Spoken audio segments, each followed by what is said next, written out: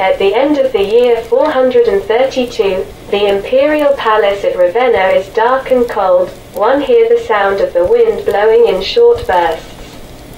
Galla Placidia looks sadly Sebastian. It is the end. We have lost. The Huns accompanied Aetius to Rome. Our army, the last elite forces in Italy, is scattered. Why is fate so benevolent for this perfidious Aetius? Sebastian speaks in a voice. Tired by insomnia, our soldiers in panic fled from the field of battle, when the Hun cavalry, in impeccable order, cuirasses and arms shining in the sun, began to pass round us on two sides. So we did not fight. Pensive, the regent looks out the window at the autumn sky with low and stormy clouds and says, "It's been a long time since the Romans began to tremble at the sound of trumpets." King Alaric, in 408 to 410, with a small and undisciplined army, carried out in Italy all he wanted, took and sacked Rome. She remembers the scenes of the taking of Rome by the Visigoths: fear, panic, blood. I was expecting Aetius to be surrounded in Gaul. That his troops would remain faithful to the legal power and would not follow a rebel.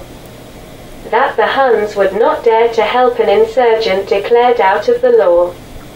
Sebastian says with the contemptuous tone, "Aetius is cunning and insolent. But audacity brings success." Astonished, Placidia exclaims, "The Huns have not even been afraid of a confrontation with the two Roman empires." Sebastian notes, Theodoric, the king of the Visigoths, was afraid of confrontation with the Huns and stopped his movement towards Arles. The Second Hun army performs military maneuvers at the Danube border. Dejected, the regent says in a depressed voice, "My nephew, Emperor Theodosius, is occupied by the Armenian problem and difficult relations with Persia. That is why we cannot count on the help of the Roman Empire of the East." She exclaims, "The resistance is useless. We have to find an agreement with Aetius, see if he will agree to negotiate. How humiliating and disagreeable it to me." Sebastian lowers his head and sighs with difficulty. Placidia looks at him and advises him with sincere warmth in his voice, "To you, my dear Sebastian, I advise, without loss of time, to go with your faithful soldiers to Toulouse, and to wait there among the Goths for the continuation of the events. Here your life is in danger." Tears in her eyes, she pronounces with a firm voice, like an oath, "A day will come when Aetius will answer for his crimes."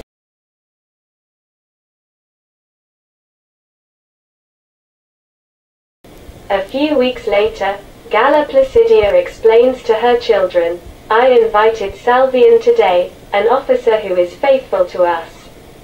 He is our kinship." Astonished, Honoria and Valentinian look at the officer with interest. The regent smiles.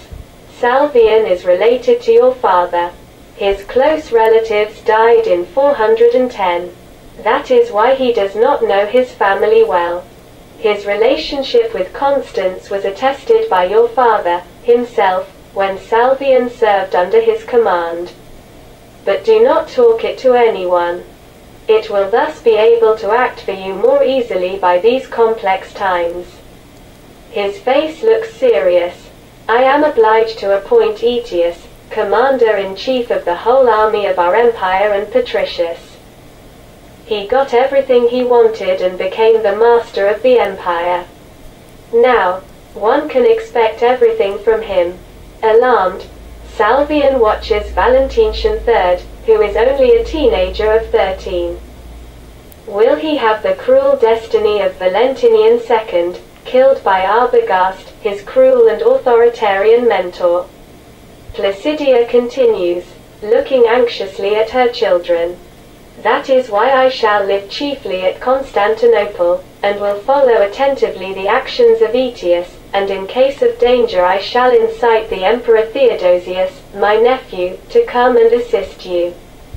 Honoria will receive the title of Augusta, in order to diminish a little the weight of Aetius.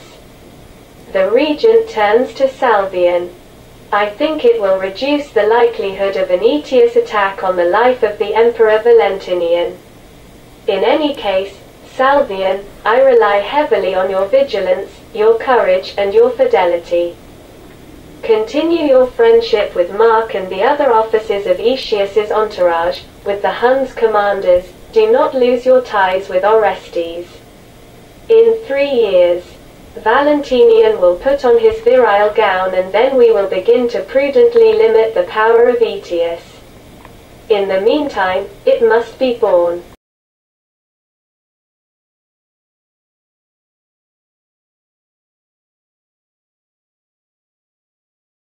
Summer of the year 433, the royal palace of Toulouse is warmed by the heavy July sun. Dressed in skins despite the heat, the guards raise their crossed spears and allow Sebastian to enter the throne room. Theodoric looks sad. Aetius wants me to arrest you and send you to Ravenna. Sebastian slowly backs away. Looking around with fright, I shall leave Toulouse immediately. I shall go to Spain. The king accepts. It's better. I do not want to take your death on my conscience. But Aetius became the master of the empire and now represents the legal power. Galla Placidia left for Constantinople. The Roman Empire of the West has just signed an agreement with the Huns, who are declared the first allies of Rome. Aetius ceded Pannonia to them for an unlimited period and hired Huns mercenaries on very advantageous terms for them. The Emperor Valentinian, addressing Aetius, who became a patricius, is obliged to use the official formula, Pater Carissimus et Amantissimus. Sebastian repeats with indignation, my father, dear and beloved. The murderer of my poor father became the mentor and the called father of the young Roman emperor.